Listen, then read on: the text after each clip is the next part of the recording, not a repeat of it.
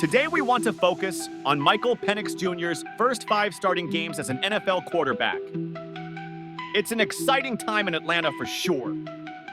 We have a lot to discuss, but before we do, don't forget to subscribe to the channel so we can continue making these videos for you Falcons faithful to enjoy. And give us a like to show that you appreciate the time and effort put into these deep dive analyses. Okay, all set now? Let's begin! Welcome back, Falcons faithful. This is Patrick with the Falcons Roost, ready to give you another update on our beloved Atlanta Falcons. Michael Penix, first start with the Atlanta Falcons, came in Week 16 of the 2024 season against the New York Giants. Penix looked comfortable from the start. He completed 18 of 27 passes for 202 yards, spreading the ball around and keeping the offense on schedule. His only blemish was an interception that came off a tipped pass by tight end Kyle Pitts, a mistake that hardly overshadowed his otherwise steady performance. In his first drive as a starter, he led the team down to the Giants' 25-yard line, setting up a field goal opportunity for newly signed kicker Riley Patterson. He missed. This is a repeated issue we will cover in depth in this video.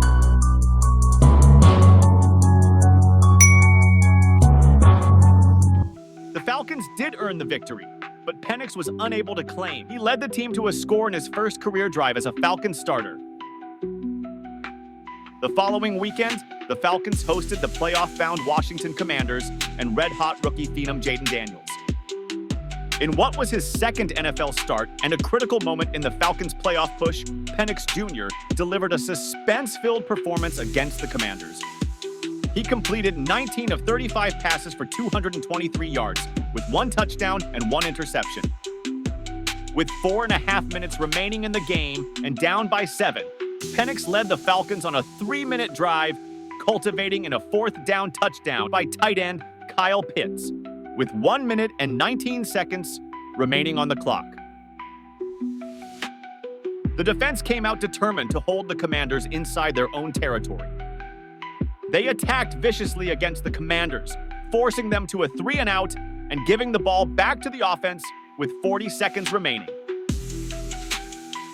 Starting on the Falcons' 19-yard line, Penix led the Falcons' offense downfield for 43 yards in 22 seconds.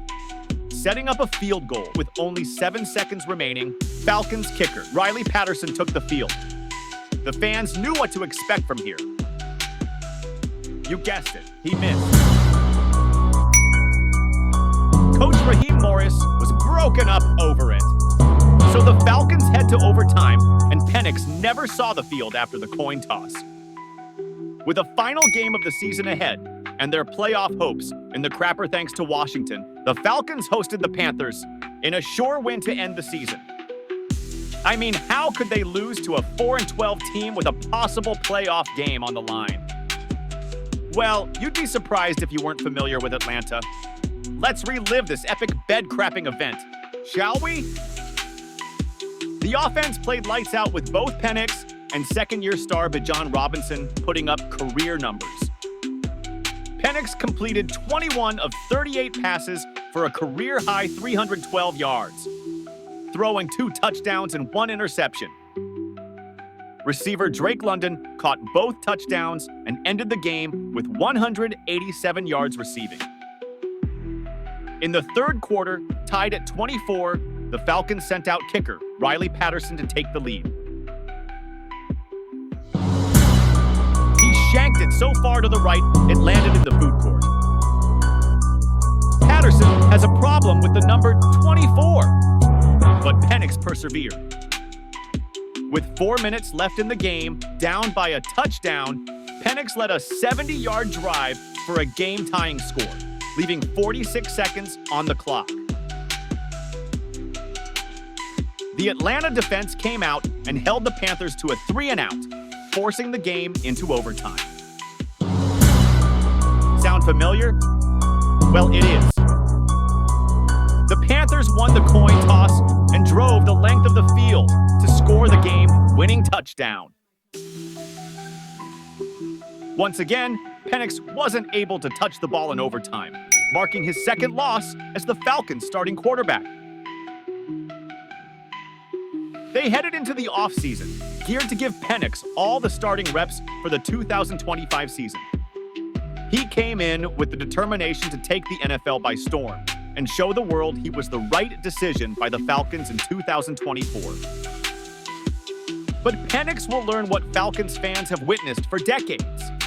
You cannot teach an old dog new tricks. And the new trick is having a dominant team.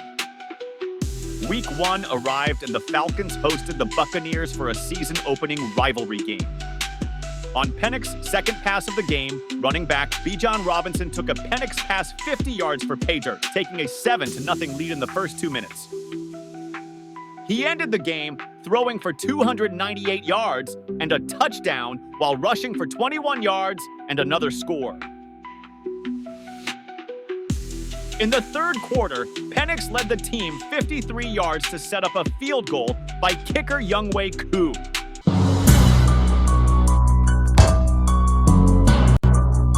Wait, he made it?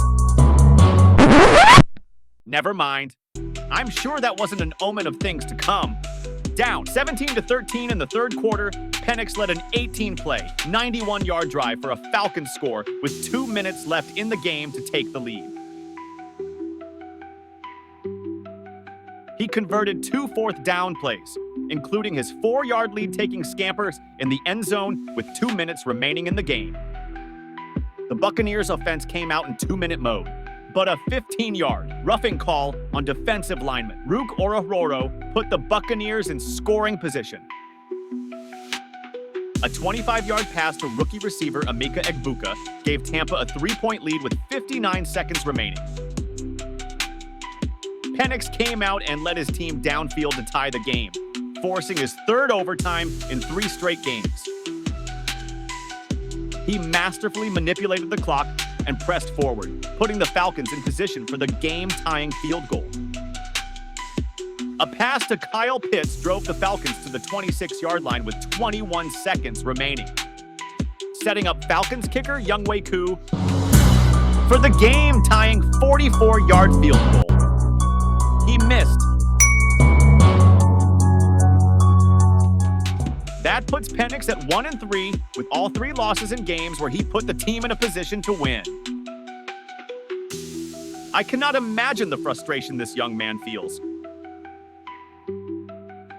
But we at the Roost believe his day will come, and his legacy in Atlanta has only just begun. So keep your head up, young man. Your day will come, and us Falcons fans will be here to lift you up through the hard times. But that does it for today, gang. Don't forget to subscribe and hit that like button so that more Falcons faithful will be introduced to the Falcons Roost. The Falcons head to Minnesota for Sunday Night Football and the first matchup between 2 former first-round picks. We will see you next time. So until then, cue the outro.